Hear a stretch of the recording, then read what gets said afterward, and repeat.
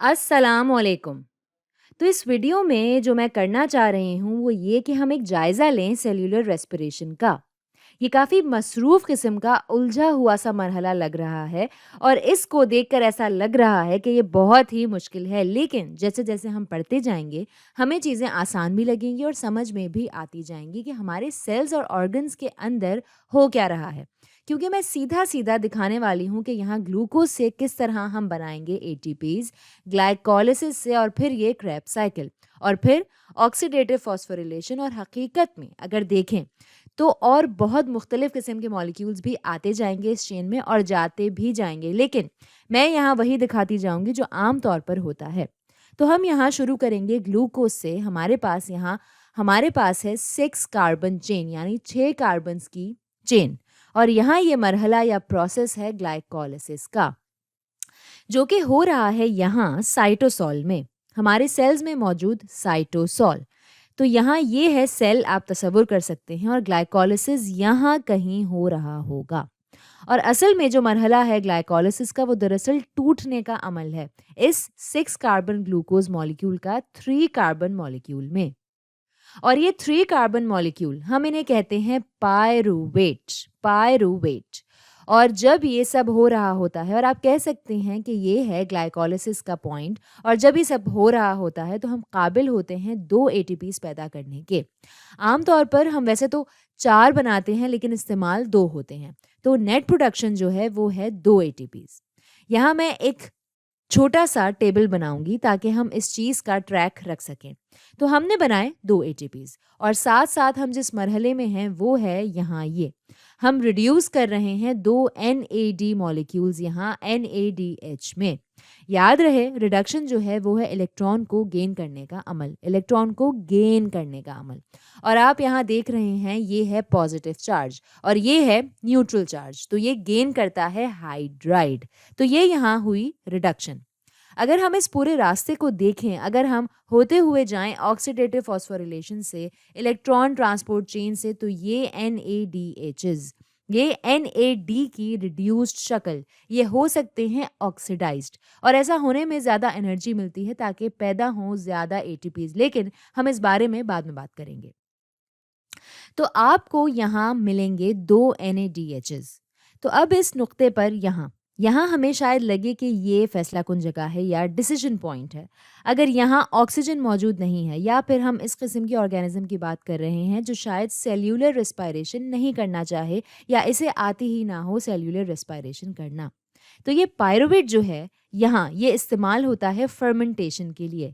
और हमारी और वीडियोस भी हैं फर्मेंटेशन पर, अल्कोहल फर्मेंटेशन है, लैक्टिक एसिड फर्मेंटेशन, और फर्मेंटेशन है ही पायरुवेट को इस्तेमाल करने का नाम, जिसमें NADH वापस ऑक्सीडाइज होता है NAD में, ताकि इस्तेमाल में आ सके दोबारा ग्लाइकोलिसिस में। और जबकि NADH के पास है तवानाई जो कि तब्दील हो जाती है ATP में, और यहाँ पायरुवेट्स भी, इनके पास भी होती है तवानाई और ये भी तब्दील हो जाते हैं ATPs में। जब आप करते हैं फर्मेंटेशन, एक तरह से आप इस चीज़ को छोड़ देते हैं या गिव अप कर देते हैं और इन्हें देखते हैं वेस्ट प्रोडक्ट्स के तौर पर या फुजले के तौर पर, और फिर आप इस्तेमाल करते हैं इसी पायरुवेट को ताकि तब्दील हो ये NADH वापस NAD में, और हो सके दोबारा मरहला ग्लाइकोलिसिस का। लेकिन अब सोचते हैं जैसे हम नहीं जा रहे हैं फर्मेंटेशन वाले रास्ते पर, और हम वही पुरानी एरोबिक सेल्यूलर रिस्पायरेशन कर रहे हैं ऑक्सीजन को इस्तेमाल करते हुए। तो जो अगली चीज़ यहाँ होने वाली है वो है कि जो ये कार्बोक्सिल ग्रुप है, और अब जो अगली चीज़ मैं दिखाऊंगी वो होगी यहाँ हर एक पायरुवेट के लिए। तो आप सोच सकते हैं ये सारी चीज़ें होंगी दोबारा। तो मैं कुछ चीज़ों को यहाँ ज़र्ब दूंगी या मल्टीप्लाई करूंगी 2 से। लेकिन अगले मरहले में क्या होता है, यहाँ ये कार्बोक्सिल ग्रुप यहीं स्ट्रिप ऑफ हो जाता है या छूट जाता है यहाँ पायरुवेट से। ये निकल जाता है पायरुवेट से और ये खारिज होगा कार्बन डाइऑक्साइड की शक्ल में। तो ये है यहाँ कार्बन डाइऑक्साइड जो रिलीज हुई है, और जो यहाँ बाकी का पायरुवेट बचा है जो कि असल में है एसिटाइल ग्रुप, जो कि लैच करता है या चिपक जाता है जाकर इधर कोएंजाइम ए पर। और आप काफ़ी सुनेंगे इसके बारे में। कभी-कभी इसे लिखते हैं CoA या COA इस तरह, कभी लिखते हैं ऐसे। और फिर ये सल्फ़र जो बॉन्डेड है हाइड्रोजन से, और जो वजह है यहाँ सल्फ़र बनाने की, वो ये है कि ये सल्फ़र जो है ये बॉन्ड करता है यहाँ एसिटाइल ग्रुप के साथ यहाँ। तो यहाँ आपके पास है कार्बन डाइऑक्साइड यानी CO2 जो हुई है खारिज, और फिर ये एसिटाइल ग्रुप जो बॉन्ड कर रहा है सल्फर के साथ, और ऐसा करने से आप बना रहे हैं यहाँ एसिटाइल को ए। एसिटाइल को ए, और ये एसिटाइल को ए ये खासा काम आने वाला मॉलिक्यूल है। ये यहाँ तस्वीर है एसिटाइल को ए की, और काफ़ी छोटी भी है लेकिन तारीफ़ के काबिल है, क्योंकि ये बहुत इन्वॉल्व्ड मॉलिक्यूल है। और जिस एसिटाइल ग्रुप की हम बात कर रहे हैं वो सिर्फ ये वाला हिस्सा है यहाँ, और ये है कोएंजाइम, और ये काम कर रहा है इस एसिटाइल ग्रुप को ट्रांसफ़र करने में, और हम ये देखेंगे कुछ देर में। लेकिन यहाँ देखें, ये काफ़ी दिलचस्प से मॉलिक्यूल हैं, हम इन्हें अक्सर देखते हैं बायोलॉजी और बायोकेमिस्ट्री में। तो ये एसिटाइल कोए यहाँ पर है आपके पास एडेनिन। यहाँ देखना थोड़ा मुश्किल है, लेकिन यहाँ है राइबोज, और आपके पास यहाँ हैं 2 फॉस्फेट ग्रुप्स।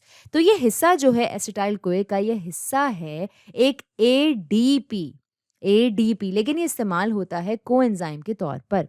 और मैं यहाँ जितनी भी बात कर रही हूँ ये सब कुछ चलेगा एंजाइम्स की मदद से, और एंजाइम्स के पास होंगे कोएंजाइम्स, कोफैक्टर्स। अगर हम बात कर रहे हैं ऑर्गेनिक कोफैक्टर्स की, जो चीज़ों को फैसिलिटेट करने में मदद करेंगे, और जैसा कि हम देख रहे हैं ये एसिटाइल ग्रुप जुड़ता है कोएंजाइम ए से और बनाता है एसिटाइल कोए।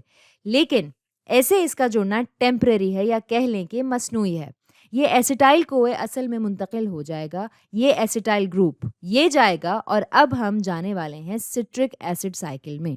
तो ये मुंतकिल होगा, ये 2 कार्बन्स ये मुंतकिल करेगा इस ऑक्सैलो एसिटिक एसिड पर और बनाएगा सिट्रिक एसिड। तो ये मुंतकिल करेगा इन 2 कार्बन्स को इस 4 कार्बन मॉलिक्यूल 1 2 3 4 कार्बन मॉलिक्यूल पर। बनाने के लिए ये 1 2 3 4 5 6 कार्बन मॉलिक्यूल।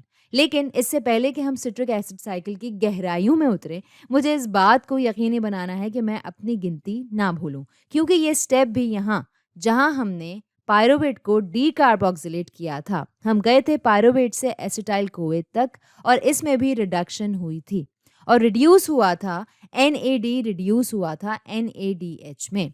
और अब यही होगा एक बार हर एक पायरुवेट के लिए, और हम इसे कहेंगे एक ग्लूकोज मॉलिक्यूल के लिए, ये होगा हर एक पायरुवेट के लिए, और ये होगा यहाँ 2 मरतबा, और हम यहाँ बनाएंगे 2 NADHs इस स्टेप या मरहले में।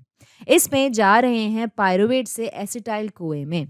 अब जो बल्क है, या कह सकते हैं कि जो कैटाबॉलिज्म है कार्बन का, या वो चीज़ें जो आखिर में बनाएंगी हमारे ATPs, ये सब होगा इस साइकिल में, जिसे हम कहते हैं सिट्रिक एसिड साइकिल या फिर क्रेब्स साइकिल। इसे सिट्रिक एसिड साइकिल कहते हैं क्योंकि जब हमने मुंतकिल किया था एसिटाइल ग्रुप यहाँ कोएंजाइम ए से ऑक्सैलो एसिटिक एसिड तक, हमने बना लिया था सिट्रिक एसिड। और सिट्रिक एसिड ये है वो चीज़ जो पाई जाती है लीमू में या ऑरेंज जूस में, ये है वो मॉलिक्यूल। और सिट्रिक एसिड साइकिल या क्रेब्स साइकिल, और आप में से कुछ ज़रूर कहते होंगे, या कुछ लोगों को ये बहुत पेचीदा और कॉम्प्लेक्स लगती होगी, लेकिन मैं आपको यहाँ एक सरसरी जायज़ा दूंगी कि यहाँ हो क्या रहा है। ये सिट्रिक एसिड एक दफ़ा फिर 6 कार्बन्स ये मुसलसल टूटते रहते हैं मुख्तलिफ मराहिल से गुजरते हुए, और मैं यहाँ बहुत ज़्यादा गहराई में नहीं जा रही, ना ही दिखा रही हूँ। ये जाती है ऑक्सैलो एसिटिक एसिड तक वापस, जहाँ पर ये वापस 2 कार्बन्स को एक्सेप्ट कर लेती है या कबूल कर लेती है दोबारा। और ये बात साफ रहे कि जब एक दफ़ा 2 कार्बन्स यहाँ कोएंजाइम ए से खारिज हो जाते हैं, तो वो कोएंजाइम ए दोबारा इस्तेमाल हो सकता है कुछ पायरुवेट्स को डीकार्बोक्सिलेट करने में। तो यहाँ कोई एक नहीं, बहुत सारी साइकिल्स चल रही हैं। लेकिन इसमें जो देखने वाली बात है वो ये है कि जब हम इस साइकिल में एक स्टेप से दूसरे स्टेप तक जाते हैं, तो हम रिड्यूस करते चले जाते हैं NAD को NADH में। बल्कि हम ये करते हैं 3 दफ़ा हर एक साइकिल में, हर एक सिट्रिक एसिड साइकिल की साइकिल में। लेकिन याद रहे कि हम ये करेंगे हर एक एसिटाइल कोए के लिए, हर एक पायरुवेट के लिए। तो ये सब कुछ होगा 2 दफ़ा। तो हम ये करेंगे या इससे गुजरेंगे 2 मरतबा हर एक असली ग्लूकोज मॉलिक्यूल के लिए। तो यहाँ हमारे पास है 1, 2, 3 NADHs जो बने हैं यहाँ इसमें, लेकिन क्योंकि हम इससे 2 मर्तबा गुज़र रहे हैं और याद रहे कि हम गिन रहे हैं ओरिजिनल ग्लूकोज़ मॉलिक्यूल के लिए, तो हम कह सकते हैं कि हमारे पास आए हैं यहाँ 6 NADHs, या कह सकते हैं कि 6 NADs हुए हैं रिड्यूस NADHs में। और यहाँ आप इस साइकिल में जैसे-जैसे टूटते जा रहे हैं, हम जा रहे हैं 6 कार्बन मॉलिक्यूल से 4 कार्बन मॉलिक्यूल में और ख़ारिज कर रहे हैं कार्बन को कार्बन डाइऑक्साइड की शक्ल में, और आपके पास है GDP जो बदल रहा है GTP में, और कभी-कभी ADP जो कन्वर्ट हो रहा है ATP में। लेकिन फंक्शनली ये बराबर है ATP के दोनों तरह से। तो हम ये भी कह सकते हैं कि हम जाएँगे सीधा-सीधा। याद रहे हम ये सब 2 दफ़ा करेंगे, तो हम कह सकते हैं कि 2, और मैं कहूँगी 2 ATPs ही, इसको आसान रखने के लिए। हम कह सकते हैं GTP भी, लेकिन मैं कहूँगी 2 ATPs, क्योंकि एक दफ़ा फिर ये होता है एक दफ़ा हर साइकिल में। तो हम करेंगे 2 साइकिल्स हर एक ग्लूकोज़ के लिए। और अब हमारे पास है यहाँ एक और कोएंजाइम, इसका नाम है FAD, और ये रिड्यूस होता है FADH2 में। लेकिन ये कोवैलेंटली जुड़ा हुआ होता है एंजाइम से जो इनकी मदद कर रहे होते हैं। तो ये इस्तेमाल हो रहा होता है रिड्यूस करने के लिए कोएंजाइम Q को QH2 में। तो मैं यहाँ सिर्फ लिखूंगी QH2, और एक बार फिर आपको ये 2 मिलेंगे।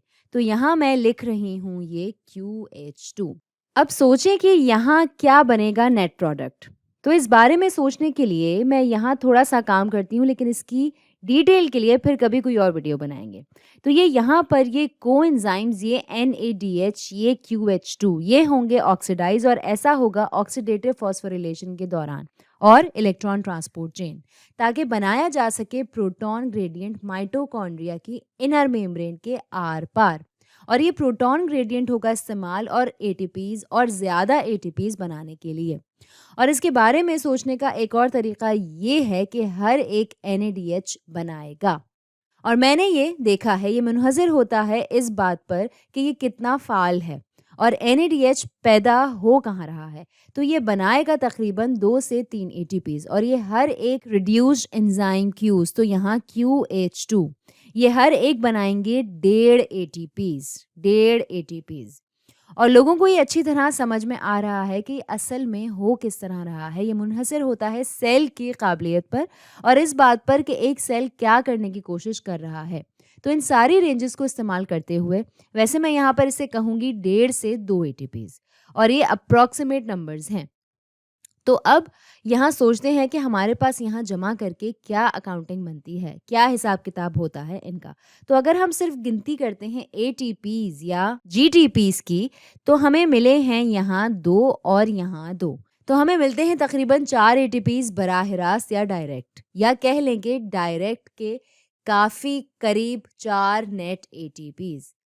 अब कितने NADHs हैं? हमारे पास हैं 2, 4 और इसमें जमा कर लें 6, तो आए 10 NADHs, 10 NADHs। और अब हमारे पास हैं ये 2 कोएंजाइम्स Qs, 2 QH2s, तो ये हुए 4 ATPs, और ये हुए तकरीबन 20 से 30 ATPs, ये यहाँ, और ये हुए 3 से 4 ATPs।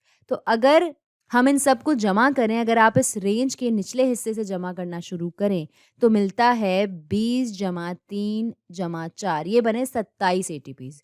और ऊंचे दर्जे से लेते जाएं तो देखते हैं ये 4 जमा 30 जमा 4, ये बने 38 ATPs। और 38 का मतलब है ये थ्योरी में देखा जाए तो सबसे ज़्यादा कहलाएगा। लेकिन अगर हम असल में एक सेल के अंदर इस मरहले को होता हुआ देखें तो ये आएगा तकरीबन 29 से 30 तक। एक बार फिर ये मुनहज़र होता है सेल के ऊपर भी कि सेल कितना काम करने वाला है, कैसा काम करने वाला है और वो करना क्या चाह रहा है।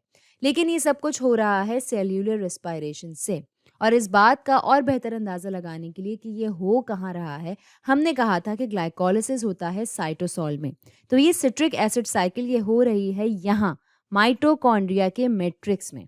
तो ये जगह यहाँ, ये है सिट्रिक एसिड साइकिल और ये है मैट्रिक्स, और ये असल तब्दीली जो हो रही है इलेक्ट्रॉन ट्रांसपोर्ट चेन कोएंजाइम की, ये हो रही है क्रिस्टा की मेम्ब्रेन में।